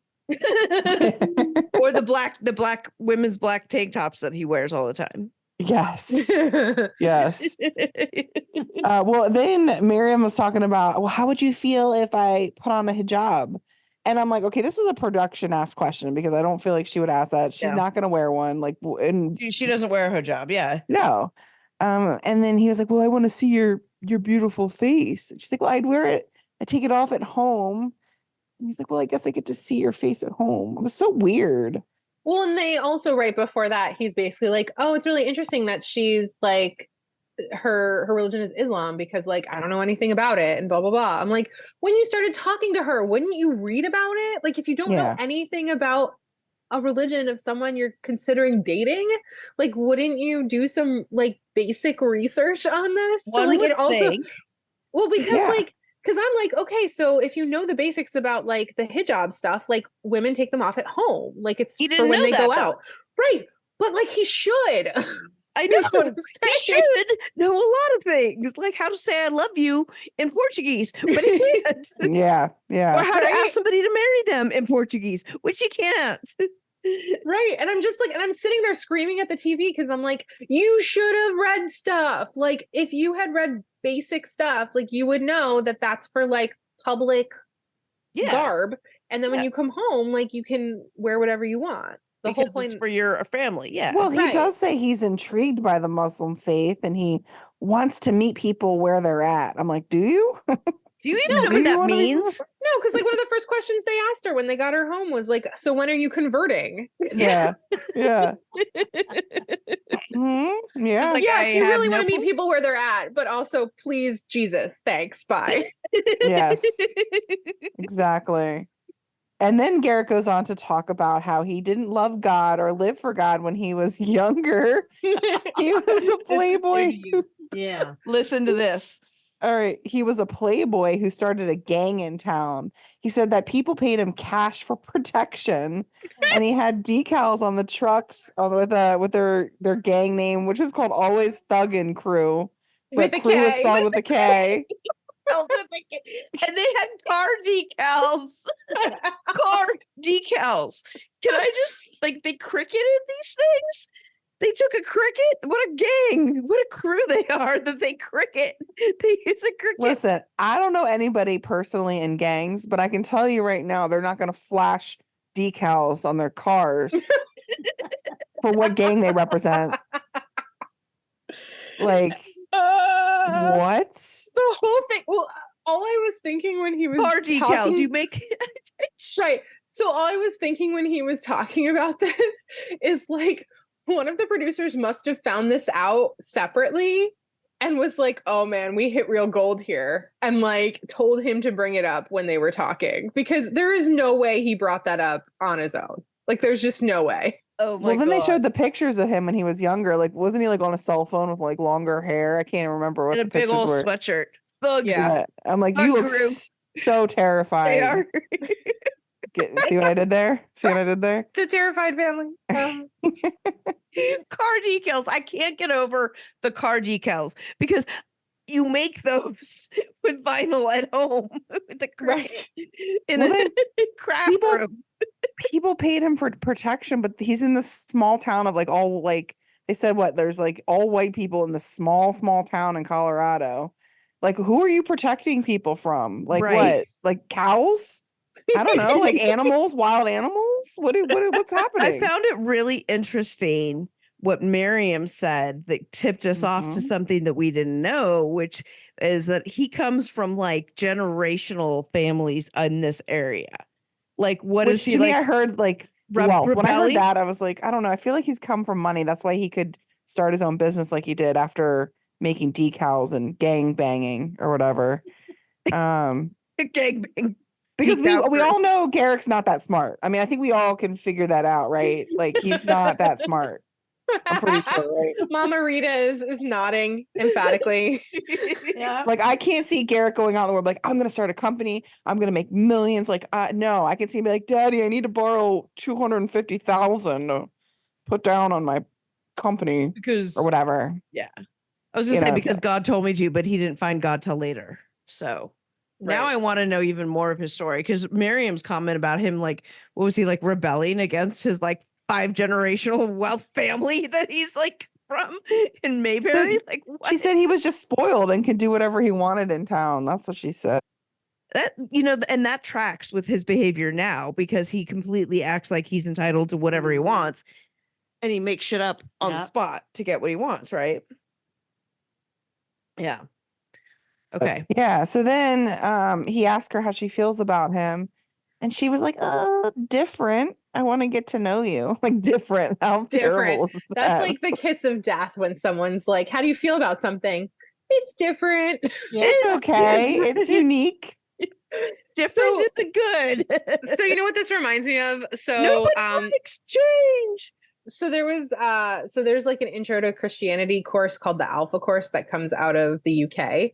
And one of the things they train you as a small group leader when you're like having conversations, if someone says something off the wall, you're supposed to say, oh, interesting, and then like continue the conversation. And so like whenever like someone says, like, I feel like that's the British version, right? So like the American version is like, it's different.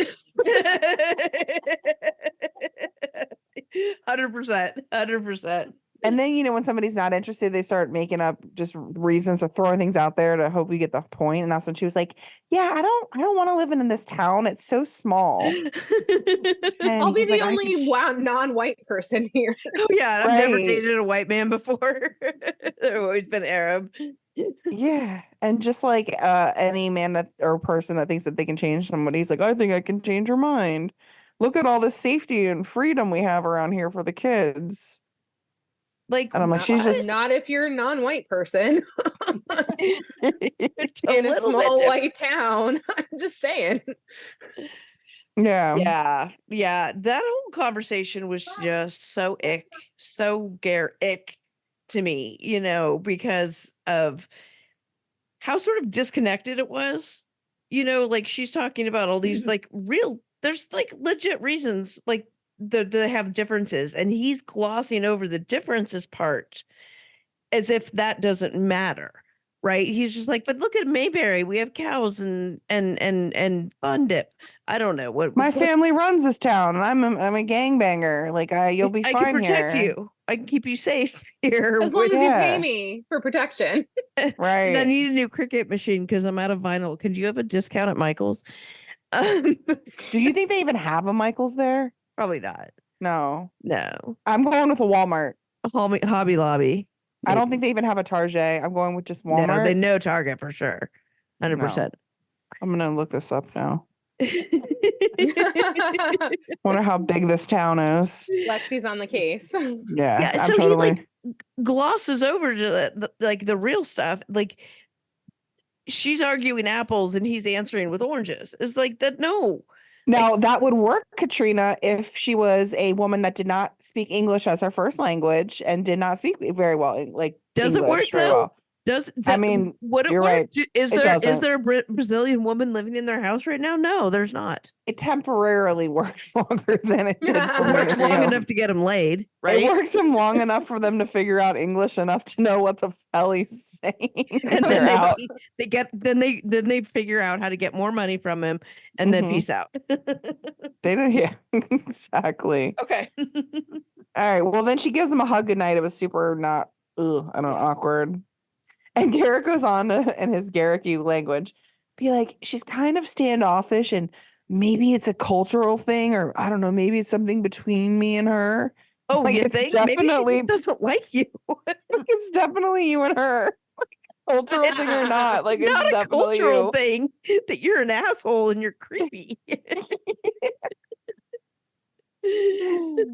Oh my god. The culture of Garrick is just weird and creepy.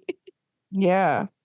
Well, the next morning they're saying their goodbyes, and Danielle says she feels closer to Miriam than Natalia. And Garrett's like, Yeah. we're gonna keep She told her she going." loved her. Yeah, that's a lot. That's weird. That's Very what weird. Miriam said. I mean, Yeah. And then she goes on to say, well, if we move forward with Miriam, that Natalia will not be happy, which will lead into the chaos that will ensue in a then minute. what happens? All right. Yes. So 3 weeks after Miriam's visit, Danielle is crying again, saying things aren't going well with Natalia and a lot has happened in the last 6 weeks. Natalia is very upset, and Danielle is just praying that God works this all out. Like they have been. And God has been working things out by eliminating these women from God's like, you got it, kid. right. Like I hear your prayers out, pushing the women out. Somebody Like, posted, I saw somewhere posted, probably on Reddit, I don't know, where it was like Danielle picked Miriam specifically because she knew she would never convert and it would never work. So like she's picking women. so But then I was like, no, I don't think that's actually true because she is so desperate for a friend. She's the worst. yeah. Garrick's not Yeah. hurt at all when these women don't follow through. No. And she Danielle said that is. like when she was obviously filming herself on a phone, right? Like Right. there wasn't a camera operator there when Danielle was speaking, but like she was like, I just want a friend, I just want a sister. Like, and that just backs up what we were saying before, where when she was like, I don't have any friends, like she just wants someone outside of Garrick. Yeah, because Garrick has managed to successfully exclude her and isolate her and make her fully dependent. And now he even divorced her. So now she doesn't even have that protection. Yeah. Yeah. Well, then we see Natalia sending producers a video message 3 days later. And she's like, many things have changed since Garrick and Danielle went back to the States. She discovered new lies. And the main one is that Garrick invited a new woman to spend time with them. And that she said since the beginning of the relationship, she told him she was uncomfortable with him seeking another wife before she was living with them. And he told her that she could trust him and that he would wait for her to arrive. And I 100% believe her on that. 100% believe 100%. her. Yeah. 100% believe her. So then Natalia goes on to say that Garrick began to demand total submission to him, a fact that she doesn't agree with. And I wish she would have gone into more detail about what that meant, but I can imagine. Becca And we've seems to have talked about, that. I've literally been saying this since we met the Mhm. family. And Yes. as soon as she said that, I was like, she said the quiet part out loud. Yeah, because Okay, talk Bert, did more- Bert talk never to- say that, right? Bert Talk never more said about anything. that, Becca. No, so we talked about, like, I've been saying how Danielle is showing the markings of being in a high control religious context. Correct. Of like how there's been situations where Garrick will say something that she clearly doesn't agree with, but like she'll just sit there and sort of like twist her mouth into like Mhm. submission to make it seem like she's still On this like, episode, she gave some looks to production. You Yeah. could see those looks. She was like, yeah, no, he's full of shit. But I have to Yeah, sit here and and, like, smile. and like it's very clear like she's kind of afraid of him. Like there's been times where like you know, when you know, Natalia was like, oh, she said that she was afraid. And he's like, you said that? And then you could see her shrink up and be like, oh, I'm sorry. I didn't mean to. I didn't mean to. Right. It was But like, about something. yeah. Like there's just been so many clues Mhm. that she was in a high control religious group that's very patriarchal and like isolating and like not caring about her as a human being, as a female, because if you have Right. a vagina, you're not a real human being. So according to groups like this often. Mhm. And so like the fact when she said, I like screamed when I heard that on TV because I was like, I knew it. I knew it. She But said it. also that's terrible. It's Like it's awful. just it's so awful to think about. And I just feel awful for Danielle. Yeah, because what kind of submission Yeah, that's what I'm saying. Like, for her to say something like that? That's like she's got to be like there's some shit. Well, it means And I that he's the don't- spiritual head of the household and the women have to fall in line and do whatever he wants.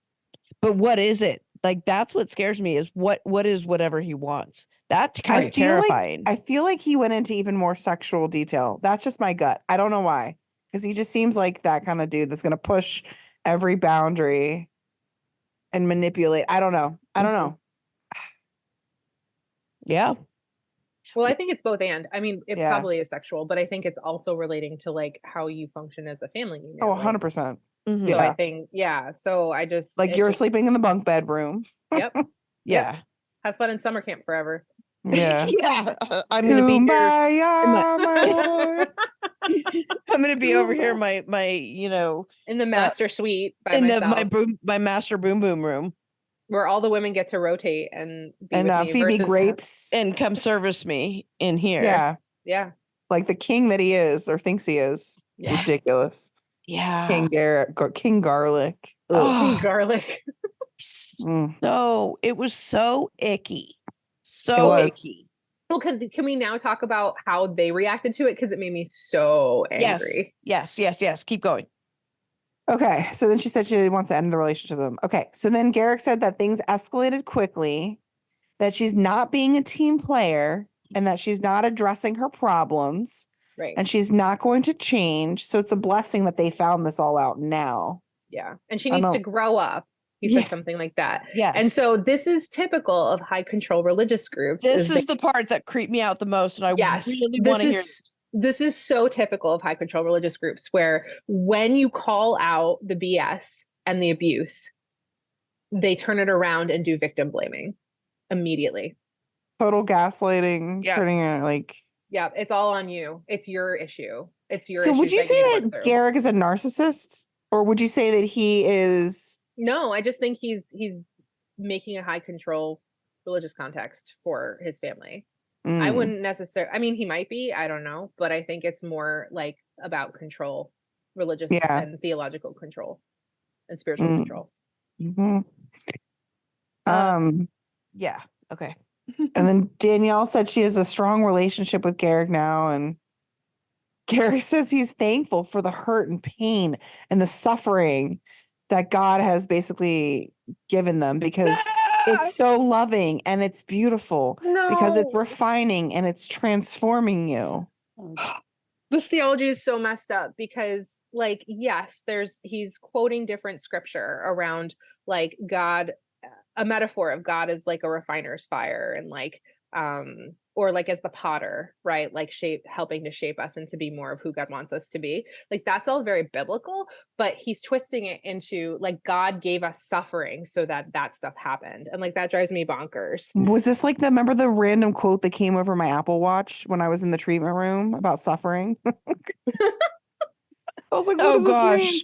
Anyways. Yeah. So like, and I'm going to say this for all the like people in the back of the This is proverbial my room. favorite segment is his theology, Garrick's theology as decoded by Translated by- Becca, because I love this part. I love it when you go into the actual scriptures of the history of it. I love it. Okay.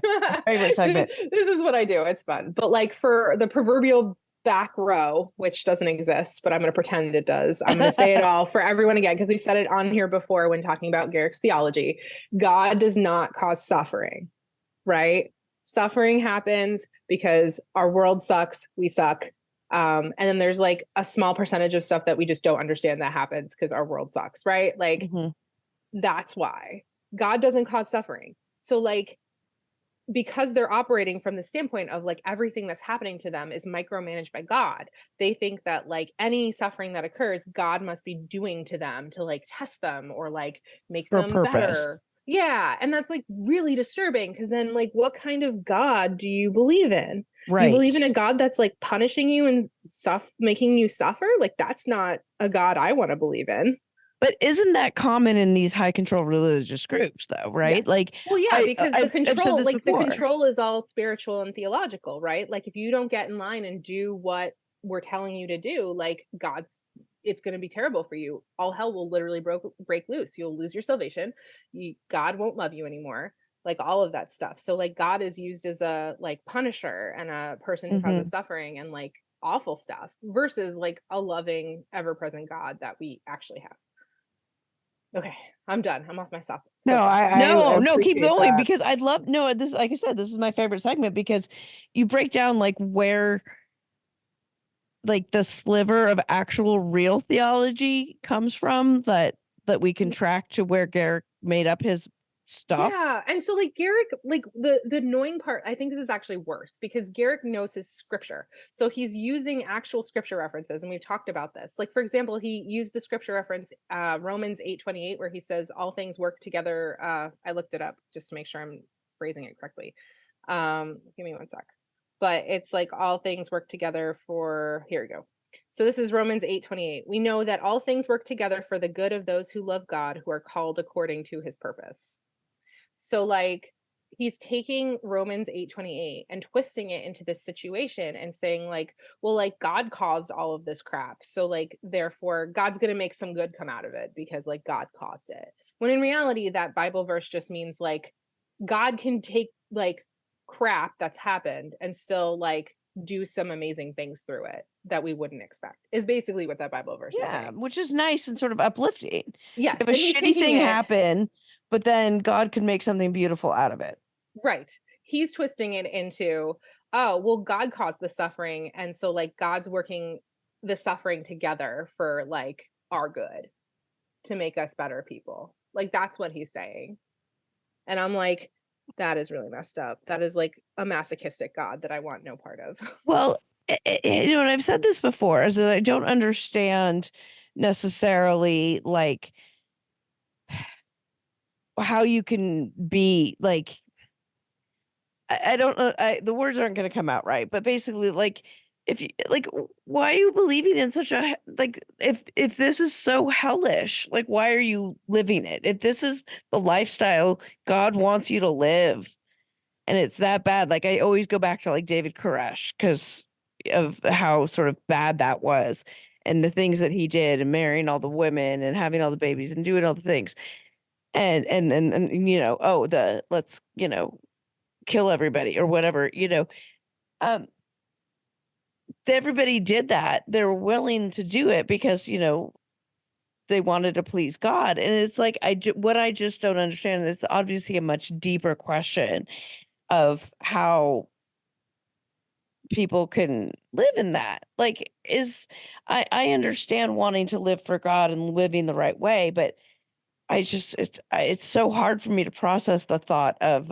angry God and not a Well, and loving God. yeah, and this is not a new thing, right? So, back during the First Great Awakening, which was like a big time of spiritual revival and Christianity in America, like during colonial times, um, there was a famous preacher, Jonathan Edwards, who preached a very famous sermon. You can Google it. It's called "Sinners in the Hands of an Angry God." And like it's literally like the images he uses is like one of them is like dangling a spider over like fire, I think. And like God is supposed to be like God is the person dangling and like you're the spider. It was like all these terrible things. And so like in theory, like there were people literally like moaning and groaning and like feeling like they were dying because they literally felt like they were going to go to hell immediately. Like it was so awful. Oh, that's awful. Yeah, and like so this is not new. Right. Um and like quite frankly, like fear-based theology is very effective in the short term, not very healthy, and not very healthy for the long term. But like You it know, it gets the job done in the immediate moment, I whatever just that job is. I look at Danielle. You know, it's so obvious how pained and tortured she is trying to contort her beliefs into whatever it is that Garrick's telling her, which is contrary to everything in her body. Mhm. Everything in her body and mind is telling her all of this is wrong, Right. right? Yeah. And you can see it just by in her body language. It's so clear. And why does she stay? Like, what is it about that God in life? If that's what your God wants for you, like, really, do you want to serve that God? Well, that's the problem, because that's how she's always, probably always, we don't know her background Right. like before she met Garrick, but my guess is like most, like for years and years and years, that's how she's taught that God works and functions and is in her life. So if you're going from God micromanages everything, good and bad, and that God really wanted you to marry this dude, and he's the spiritual head of the household, and you have to go with whatever he wants, then yeah, like because she thinks it's that umbrella of protection thing. She might Yeah. not necessarily be an IBLP, but Right. the teachings are Same concept. right, the Right. same concept. So she thinks if she steps away from all that, like she's screwed. I'm Like wondering if gonna- things would be different if she met Garrick a little bit later on in her life because they got married young, right? Mhm. She was like had a baby at 20, I think, maybe. Yeah, I think so. And so she wasn't really out in the world dating and experiencing life to that, degree that we are. Yeah. Yeah. So she was still really sheltered at that point, right? And then Right. wouldn't have had anything to sort of maybe give her cracks in her belief structure to maybe make her question. You know Right. what I mean? Like she didn't have that experience. So the other thing, which I don't know, did you know this, that they had their baby? Oh, no, I didn't know they had it. They had the baby. That's like one of the things. And it's like, okay. Anyway, so yeah, they had the baby. Um Is it just me or you guys like she's gorgeous, first of all, but like she's a girl and I'm like, oh no, she I looks hate to just say this, but yeah, like just like him raising a girl, it just is terrifying to me. terrified. Well, I Well, mean, boys too, but I it's mean like yeah, it's both, right? I Because know he's gonna teach her to be submissive and he's gonna teach the boys to be in control Yep. and abusive, and yeah. That's exactly what's going to happen. The dynamic will terrifying. be established for all of them, yeah. How do we get Danielle out of this? I How don't do know. we get her to wake up? She already is divorced. Like, Well, Ugh. she's staying. She's got a baby with him. She's not going anywhere. I know. I I'm just remember saying. something I remember hearing. It was on like escaping polygamy, the show, where the wives, daughters, whatever, are literally escaping it. And so um one of the comments they said was like, I was told that if I left, I would go to hell, but I couldn't stay because it was hell. Yeah. Yeah. And it's like I want Danielle to get to that point where she realizes the counterbalance, or she's going, "Oh my God, like wait a minute, it actually might be better over here on this Yeah. side." And a loving God is still there. You don't have to give up your entire belief structure. You don't have to give up all that stuff, which is exactly what you, Becca, are the expert in this exact thing, what we're talking about, right? Yeah. And what's interesting is like some people deconstruct and they just walk away from religion altogether. But a lot of people deconstruct and they're like, I was just in like a messed up version of religion. Like I want to Mhm. find a religion. Like I still want that connection with the divine, and I want to find what fits me that's not high control. Right. Right. Yeah. I love that I was able to explore that kind of thing. Not that I had any kind of high control in my history, but the fact that at my age I was able to explore that and figure that out. And of course I did it through 12-step, version of 12-step way of going about it, but I was able to establish that connection that I've been looking for in all the various religions and different things that I had been looking at, the God's eyes hole in your heart or whatever that Right. they always talk about and stuff. Right. I was able to do that and figure that out for me. Where's my connection to my higher power, my higher being? And Yeah.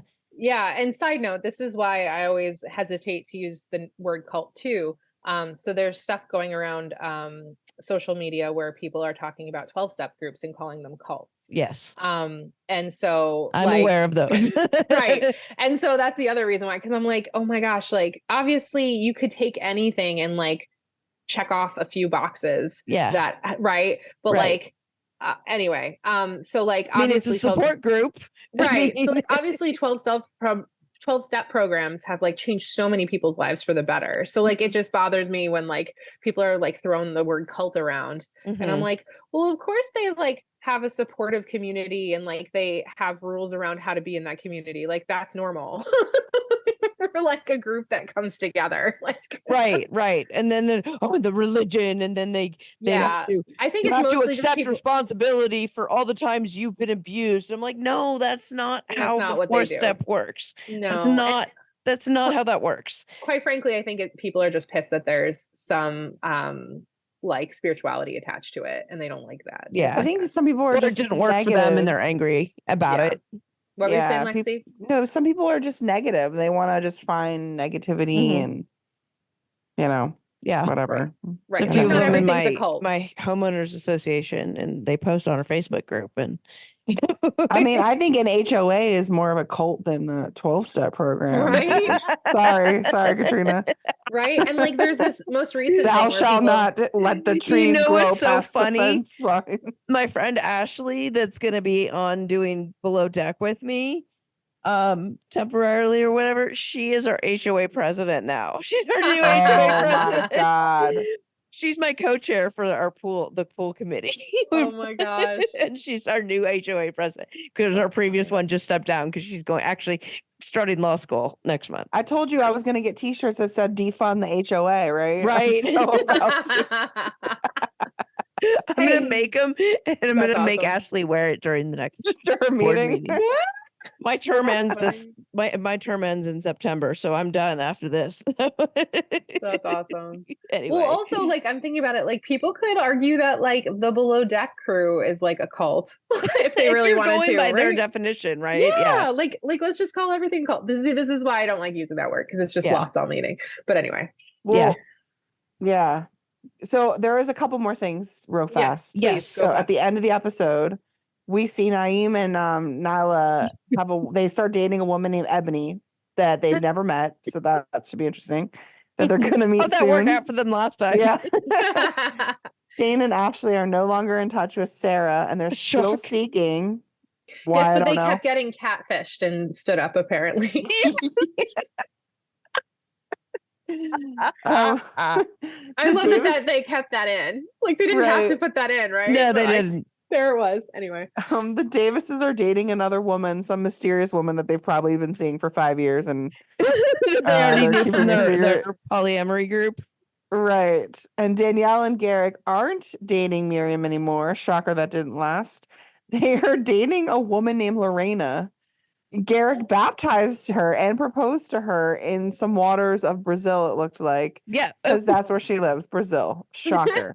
So he flies. So this is on the final thing. They show a picture or whatever. He flies down to Brazil, meets this woman, baptizes her, and proposes to her. Gets engaged to her the same day he meets her in Brazil. What? But how can he baptize someone? Is he like a priest of his own religion? I mean, what Becca, please Becca, explain. please. I was waiting for someone to ask that question. So, in theory, anyone can baptize anyone, but for good order, oftentimes it's clergy who are able to do that. So, like, it's not that he can't, Really? yeah. So it's not that he can't baptize someone. It's just like not typically done. Like I had a situation in one of the congregations I served where like, one family member really wanted the child to get baptized. Child was older in his teens, and one was very much against it. And so I kept trying to like converse with like the family that didn't and like try to figure out if we could work something out. And then it turns out his grandma baptized him in the tub when he was like 3. Oh my God, And- that's messed up. I mean, And I was like, their grandma to just do there was it. like months of going back and forth with this family. And I'm like, okay, I have a couple questions. Like, was it in the name of the Father, Son, and Holy Spirit? And she was like, yeah. And I was like, okay, he's baptized. I mean, okay. My question is, why do people, if they're not religious, why do they care if someone is baptized or not? Like, if they don't believe in God or they don't care, then what would it? Well, so that was the thing. Like the family member didn't want the baptism to happen because they weren't religious, whereas Right, the other so- family member But did. what does it matter But what if does it their matter? kid gets dunked in water? Then it's just their kid getting a bath. Right. Like, Yeah. I mean, I don't know. And like I never got to talk to the family member, right? Like I kept trying to like reach Yeah. out and like have a conversation and then but I never got to. And all I got was just like through the spouse, like this person just was really against. Like, I get it if like one parent is Jewish and another is Christian and Right. whatever, maybe they're or like yeah, don't you have that in your household, Becca, yeah, right? yeah. My dad's Jewish and my mom's Roman Catholic. Yeah. And I'm Lutheran. So Yeah. You rebel. You're such a rebel. you know, didn't have anything to do with God or anything, but no, just kidding.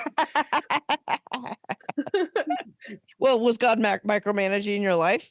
No, but God definitely had a milestone for me to hit, and that was not being Catholic anymore, which is a whole other conversation because I was called to be clergy, and that is not an option for me as a Catholic. So, Ooh. not that there's anything wrong with Catholicism, Mama Rita. I am grateful. I'm grateful for the background I got, but that was not a place that I could pursue my call from God. So I am Lutheran. Oh, but isn't that That nice? is nice. Like she felt, like your calling was so important. Okay, I love that. All right, I'm gonna get all sappy and stuff. So tell me something really like horrible and awful about Garrick proposing to this woman so he could bang her. Did he give her a vagina necklace? Do you Oh my think? God. He ripped it off of what's 'Cause it, he's Natalia's Natalia. He's such the designer with his fancy women's black jewelry, women's clothing, maybe women's underwear is next. car Lingerie, decals. Don't forget the car decals. car decals. God. Oh my God. So are him and Natalia just done? Natalia broke up with his ass. Oh, she did. Okay. Yeah. Yeah, Mhm. She she broke up- basically ended the thing with like, we are no longer in a relationship anymore. Oh, Click. okay. Click. Yeah. Bye-bye. Because he lied and said he wasn't going to date anybody until she was there. Right. And But then- it's all her fault, right? It's all her fault. She's not a Mm. team player. She needs to grow up. It's all her fault, even though She's not a team player because she didn't want to submit to you. right, even though he lied. That's not Yeah. that's not what not a Oh. team player means. Oh, look at little Kaya. Hi, Kaya. You say hi, Kaya? I did. Oh, you did. You You did say did? hi? Okay, Yeah. It was just on mute. Okay. Well, she did already. So, all right. Anyway, okay. So should So- we talk about the whole season since we finished the Yes. So, what are your Episode? thoughts about the whole season, Mama Rita, Of of Seeking Sister Wife? well, like I said, half of it I don't buy. You just He's creepy. I what was the other one's name? Becky and Yeah, him. They just he doesn't need another wife. He's just, I don't know. They're just creepy. I don't know why they're so insistent on finding another wife. Most of them, it's the women that are really out there looking more than the men. So, and I really, really think that Danielle needs to leave, take her kids and go. She would be so much happier. Agreed. Amen, Mama Rita. Amen. Overarching thoughts about the season, Lexi. It was terrible. And if it was going to be faked, at least fake it good. I mean, come on. Like, they could have hired and manipulated the season better than they did. It was very boring. Shame on production. That's my final thoughts. All right. Becca. I mean, it did give me a lot of stuff to talk about around theology, so I can't get angry about that. Not to But interrupt you, but actually piggybacking off of that, I appreciate the learning that I got I was going to from the say, shitty television from you, Becca. So thank you. yeah, that's why it's my favorite. Theology with Becca is my favorite. well, thank you for inviting me to do that because it's been fun. And now that I know that there's like other pastors listening, like it's cracking me up because like it'd be fun to like bring all the pastors on and like have a full conversation. Like I think that Roundtable would discussion. But can yeah. we say Jesus jizz Yeah, well, around they them? did. I mean, I talked Okay. to when I was talking to Alina and Daniel, they were like, Jesus jizz. They thought it was Jesus hilarious. because Mama Rita, when I went to an event at one of my work things, I ran into two people who told me they were listening to the podcast, which I did not know. And we talked about it at length anyway. Yeah. So, and they're big like Seeking Sister Wives fans too. So like when they found out I was doing the podcast, they got really excited. So that's how the that reach is so far. We have like 12 listeners now. But yeah, I learned so much because you were able to break it down. But I learned a lot more about, like, I have a lot more compassion for Danielle, because I didn't think about her situation as being from the perspective of patriarchal, high control religious group. I just thought she was just, and she's not. She's literally under brain control or whatever. I don't know. That's probably not the proper research term. that's okay. She basically is under the control of religion and theology and spirituality that is keeping her in line with what the patriarchal group wants for her. Yeah. So I feel really bad for her, and I feel a ton of compassion for her. Um, I don't have any compassion necessarily for Nick, who's so lazy he makes his wives pick his wives. Like, he doesn't even pick his own wives. I didn't realize how much you agreed with me, Katrina. That makes yes. Yes.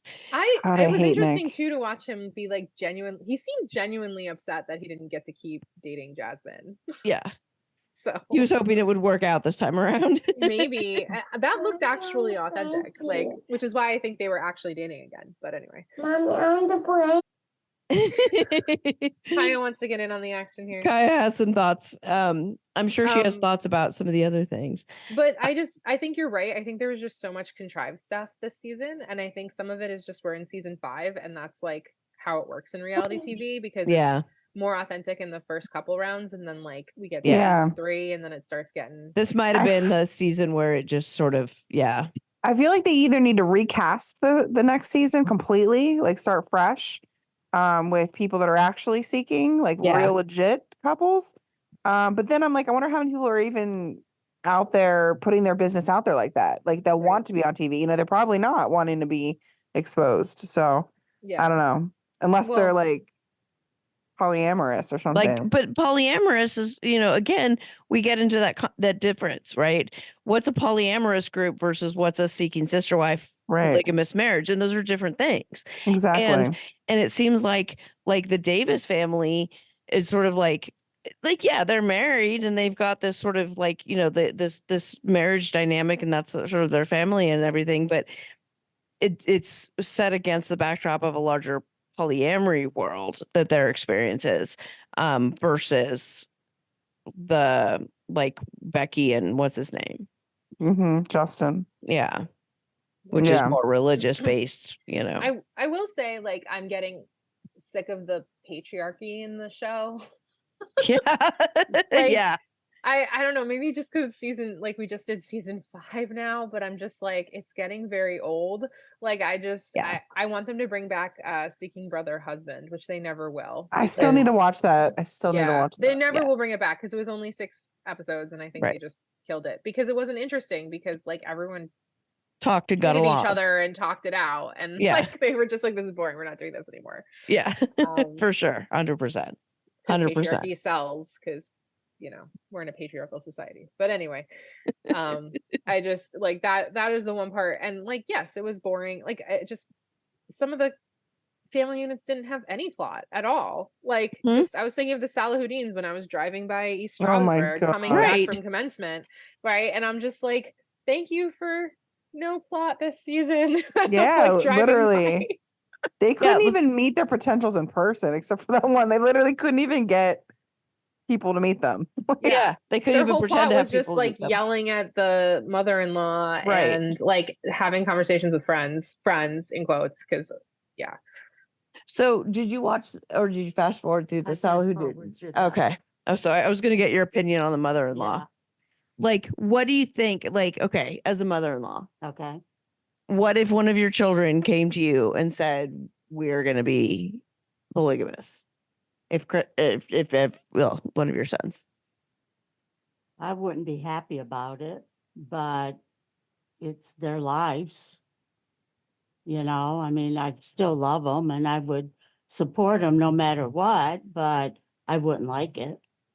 Okay, fair, Yeah, fair. Yeah, definitely. it's not gonna happen with us, by the way. Okay. It's absolutely not. Don't worry. Don't I know worry. you guys can't see her She's facial like, expression, okay, but I she can breathe. I can breathe. looked a little concerned for a second. Thank you for clarifying, Katrina. No, I'm very happily monogamous. I'm a very, very strong monogamist. I will say though that like even though the patriarchy is driving me bonkers in the show, this show has definitely changed my mind about like alternative family structures as a whole. yeah.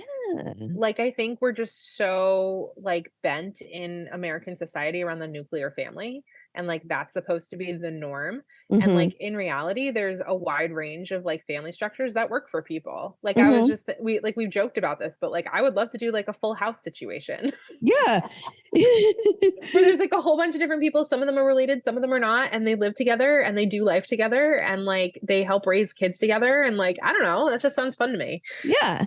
Yeah, it was great. You know, this whole week, mother-in-law's been here, my niece has been here, my son's been here, his girlfriend has been here. You know, so we've had all So you of have a full us. house. Yeah, for real. And that everyone's been here and everyone helps with everybody. So, you know, I've got all my chickens under the roof this week and plus extras. So, you know, it's been great. And everybody can help. There's a lot of hands to help with the little Right. hands. Especially as it gets like less and less able for like normal people to like actually afford life right now. Yeah. Like I know people joke about that, but I'm like alternative family structures make a ton of sense when it's like hard to actually support oneself in like a decent job. I saw a and like meme about polyamory for the for the, because inflation, because financial reasons, yeah, because it's the smart financial decision. right. You know, it's funny because I mean I have a decent amount of friends that are openly polyamorous, at least openly to me. Some are, I know for sure, openly publicly too. Um and I feel like it's and I'm talking polyamorous, not polygamous. We're not talking, these are the very polar opposite people that you would find in a patriarchal religious high control group, right? These are like the really, you know, progressive left wing, you know, people and stuff. So but I have a lot of them who are exploring this or doing this or engaging in these things on a more open basis, and I'm seeing it more and more. And I think a lot of it has to do with generations, like your guy, like the millennials, and then now Gen Z after them, who are just can fuck all to what society thinks of anything, and they're just like, that doesn't make any goddamn sense. I'm going to do what I want. This makes more sense. And it's like, okay. um, and they're doing all these things, and it's like, and it's making me open to going, okay, like I personally, for me, you know, I'm very, very much of a monogamist, but I can see other people's structures. I see friends that are living these lives and engaging in these things. And I'm like, okay, all right, you know, live it out loud, do it, you know, and I love that they're kind of giving the big F you to the what society may think of it, you know, like this works for us, this makes sense for us, and I'm not going to be, you know, forced into your little paradigm of a TV show. TLC, you need to learn not to force all into TV show. Anyway, that's all I got. Yeah. I'm hoping that the next season will be less boring, but who knows what'll happen. Who knows? We'll have to It all see. depends on the family units they cast again this round. They're not going to get rid of Garrick. He makes amazing TV. Everyone He talks does. about him. Yeah. So they're not going to get rid of the Merrifields for sure. We're No. definitely not going to see the Salahuddins again. No, and God, I no. don't think we're going to see Ashley and Shane again. I don't either. I don't I think we're agree. going to see the Davises again either.